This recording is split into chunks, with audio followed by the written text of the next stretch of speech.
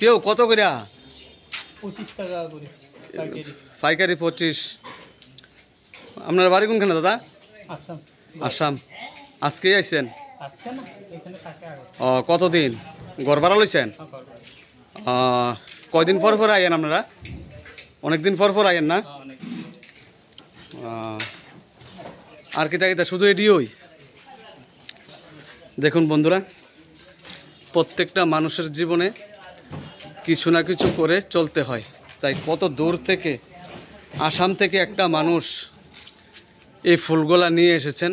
আগরতলাতে ঘর ভাড়া থাকে। এই যে দেখুন বন্ধুরা,